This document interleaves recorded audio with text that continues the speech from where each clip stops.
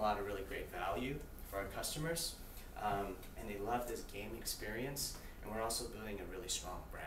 So it's like all across like all the new sort of like social media that we're kind of building. In terms of background, we started a year and a half ago. Right now we started with 5 people. Now we're at 45 people. We're moving to San Francisco in 2 weeks.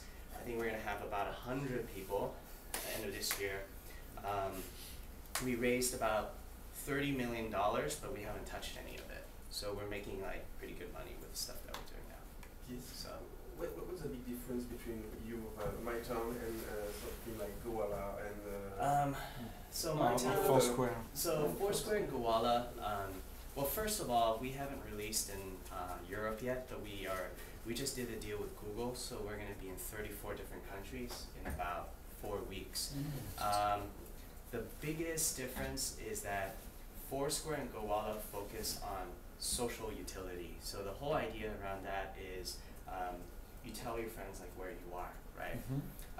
For us, we focus on the idea of entertainment utility. So what that means is you do it, we designed it so that you don't have to necessarily have friends to be able to play the game. So there's a very big difference because that's why we've been growing faster, because sometimes you guys might not have an iPhone, right? So if I'm playing it and I download it, I still want to be able to play the product.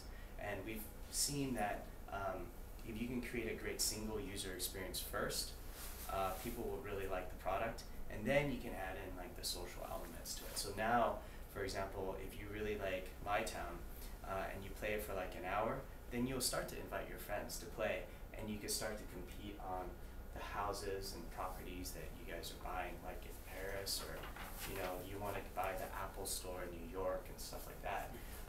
So I think we're just taking 2 different kind of directions, but we're all converging on the same kind of spot, right? We're all there to focus on local advertising, connecting the consumer to businesses and things like that. I think the only thing that's common between us also is the idea of the check-in, right? So checking in to a physical location is shared among all 3 of our products, but the difference is that we're already looking far beyond the check-in. The check-in is just one way to validate an offline activity. But if you kind of look at the entire spectrum, it's not just about location. Because, for example, right, let's say I go to Vegas and I check in. Am I going to say that I checked in at Excalibur or New York, that's a 1-star hotel? Or will I say that I checked in at Excess or like Encore, which is like, the best hotels there? I'm not going to tell my friends that I checked in at Excalibur, right?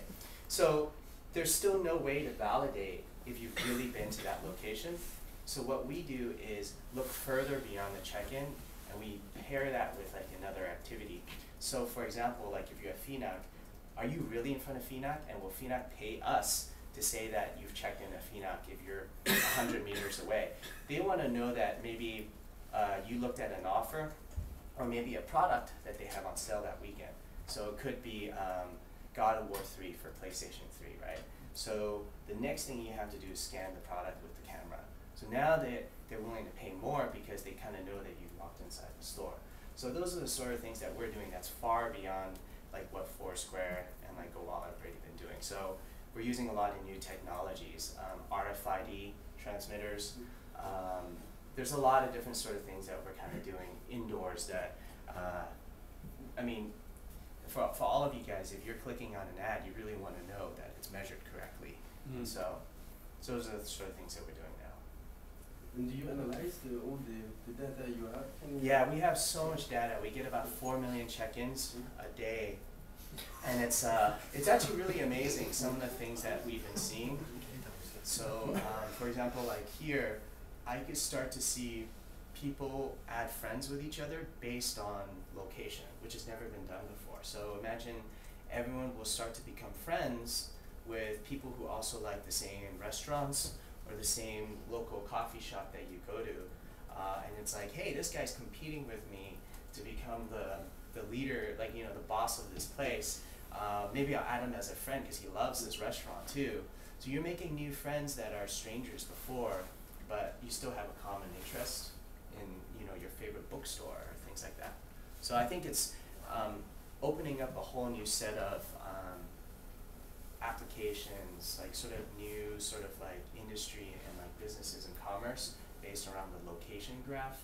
So imagine like Farmville and Zynga created huge products on Facebook on the social graph, and that's happening the same way like in the location graph, which is just starting to grow now. I mean, if you look at Facebook, you see tons of like check-ins happening, right? And then now Facebook's going to turn on check-ins. So overnight, there's going to be 10x more check-ins. How do you use the check-ins? It's not about owning the check-in anymore, but it's about how you use it for a really great experience. So that's what we're doing. Où could click spot? Is it possible for me to in my town to say, okay, I'm so Booyah headquarters are not on my town, so I say this is the Booyah headquarters. So yeah, so we have ability to add locations now that we added our deal with Google, and so we wanted to make sure that we're platform agnostic because Facebook's going to be doing it, Microsoft, and so we want to actually be able to work with every partner because, for example, Google doesn't have a lot of stuff happening in China right now, right? So those are some of the things that we have to always be thinking about. It's funny, as you said before, like in the first month, every location was bought in the United States. So we had to find a solution because everyone wanted to buy the same places, right? Everyone wanted to buy the Statue of Liberty, wanted to buy like FAO Schwartz Toy Store in New York or Bergdorf Goodman, and it's like, holy crap, like we can't do this. It's like the real world now. Like no one's happy because no one can buy anything. So so we set it up so that the first person to buy gets different benefits and advantages, and the other people later on can still make money, but not as much as the first guy. There's a lot of things to balance it because then everyone complains all the time. It's like crazy. It's like managing a real estate empire in the virtual world. Yes, so imagine you are McDonald's or something like that, and are you happy with my town? Pretty happy. We're growing, at 100,000 users a week. What excites me the most though is, we want to hit like 10 million users, right? So we only have like 2.5 million users right now. I think once we get to 10, I think that's going to be really, really interesting because I want to be able to connect any activity you do in the location world to really big marketing firms. Like there's a company called Catalina. Have you guys heard of it in America? Catalina does all the online, offline coupons that you can get at supermarkets. And so if you connect it with them, it's like insane because now I could track all the data of like the places that you check into and go to, and you can get real like offers that are relevant like for you, right? Like how cool you can go in a Phoenix and you get half off for a DVD and you wanted just to buy a DVD just at that time.